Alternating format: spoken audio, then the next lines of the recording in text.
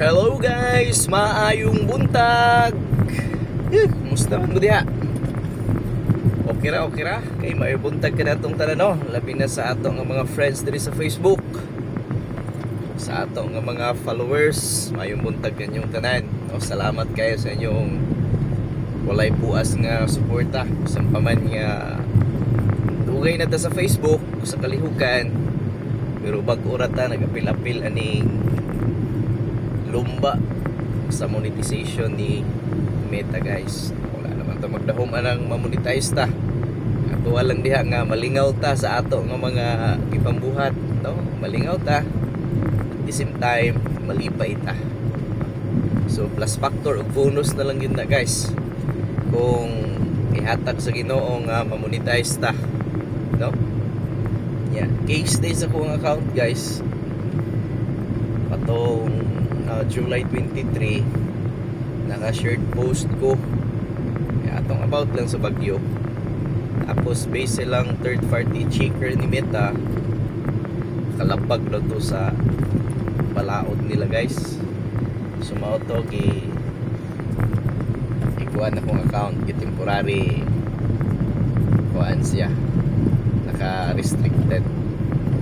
Sumauta na lang ko guys kay kuan magud ni pila ka adlaw atong restriction ani bago tatang tangan, no?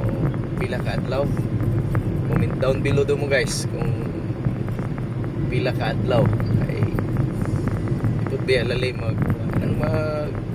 mag-effort ka, natural mag-effort ta kay amo tay tumong tuyo.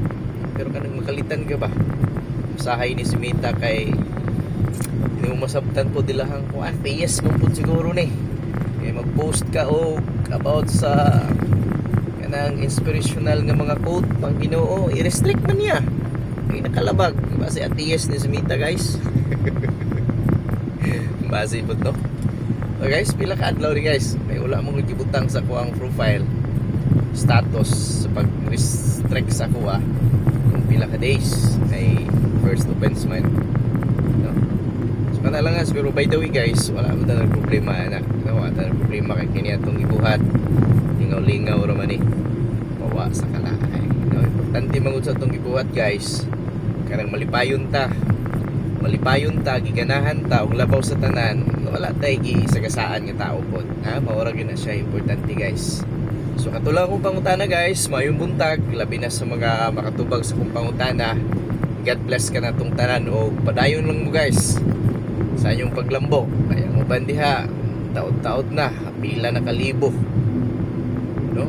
1,000 followers na ilaha pero hantod karon wala pa sila na recognize ni Meta as na monetize na, no? Wala pang yapon. So keep on grinding lang guys.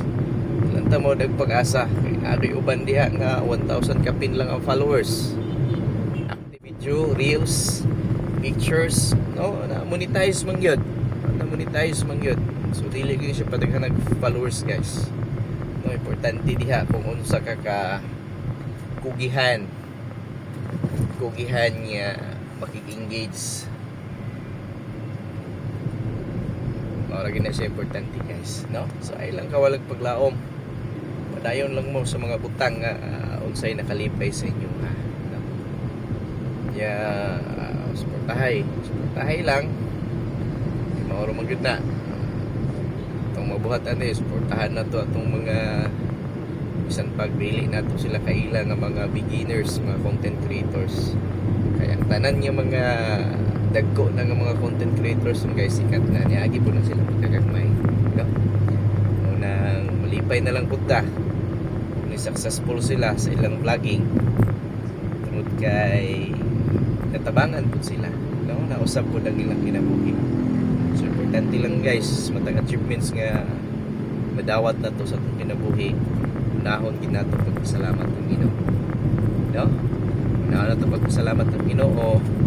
Nya lingingon pud nato ang mga tao nga amoy hinungdan nga atong gikatkatan, atong nahimong hagdanan aron nakaabot ta sa taas. So God bless guys. O ako manghinaot nga Ginoo magauban kanutang tanan sa kanunay labi na ni ining tibok at sa Lunes. Bye-bye.